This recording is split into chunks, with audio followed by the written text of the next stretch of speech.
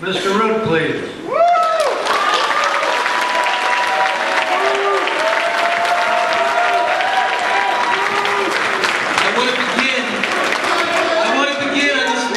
I want to begin on this Memorial Day weekend by thanking every vet in the audience for fighting for your country.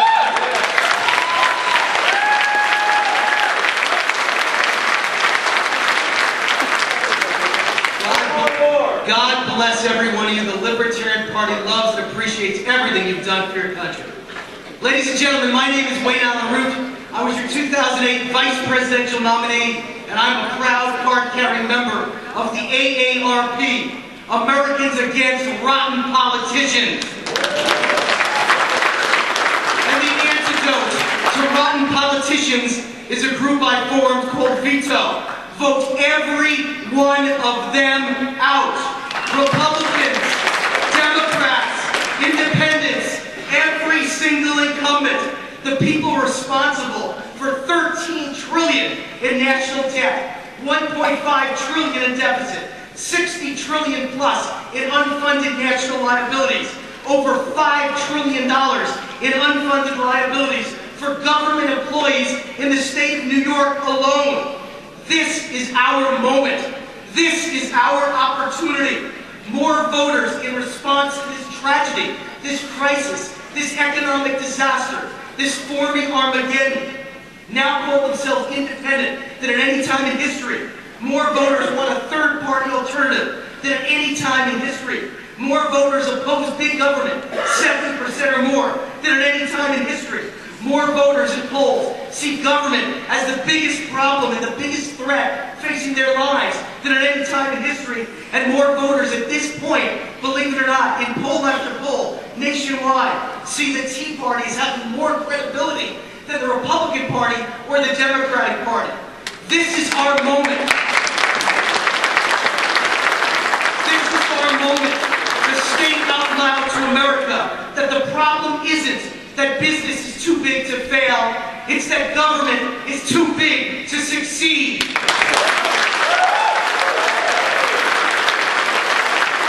for the Libertarian Party to capitalize, we've got to be the big tent party.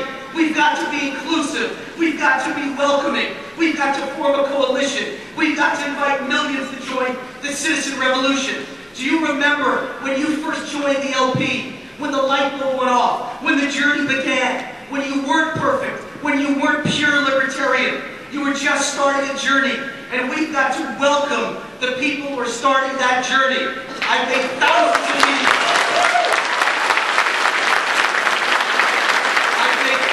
of media appearances, and you can absolutely guarantee with me as your chairman, the big tent is now open for business.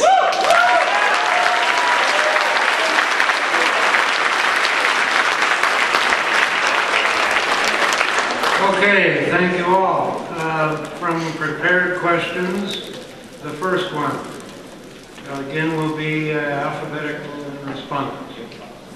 If you are LNC chair for the next 2 years, how do you intend to increase the membership and build the donor base? Mr. Hancock.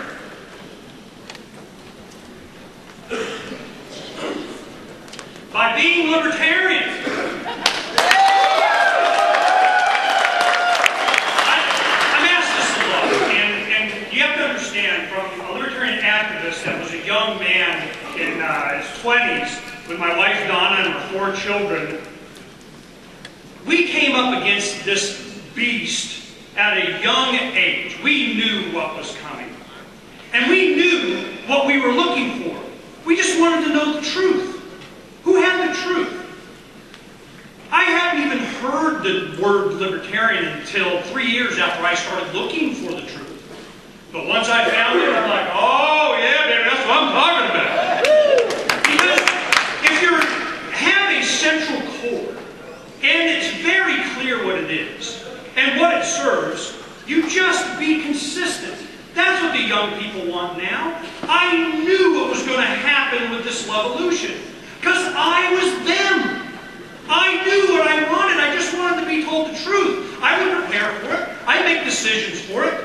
I would support it. I would even work for it. I would spend money for it. I would devote a lot of my time, if not my life, to it. That's what's going on. So you want to know what we'll do? Oh, we're going to support the individual activist being libertarian and always say, yes.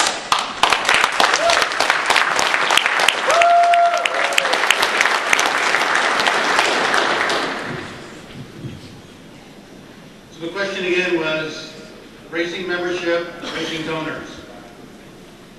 Fortunately, I have a fair amount of experience in raising membership. Project Archimedes was a massive mailing project that more than doubled the size of the National Libertarian Party and more than tripled the size of the California Party. We did massive mailings to lots of different mailing groups, Reason, Gun Owners of America, Mother Jones, you name it. We found target audiences that were receptive to the libertarian message, and we mailed to them in massive quantities, and we substantially grew the party to over 33,000 dues-paying members. It doesn't take any rocket scientists to figure that out and just do it over and over again to grow the party. As far as fundraising is concerned, I've raised more money for the California Libertarian Party than anybody in history. And the way you raise it for both monthly dues, paying members, as monthly pledgers, and as major donors is you set a goal, you create a plan, and you execute. If you successfully execute projects, people will continue to fund you day and night. That's critical. The execution part is absolutely critical, and I've got the experience to do that. Thank you very much.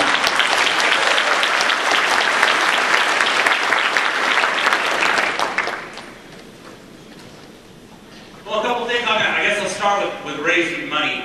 The Dallas County Party in the North Texas area, we raised more money there than every state except for 3 states. Texas raises more, it has a budget that's 1/3 the size of Nashville on the Texas Executive Committee.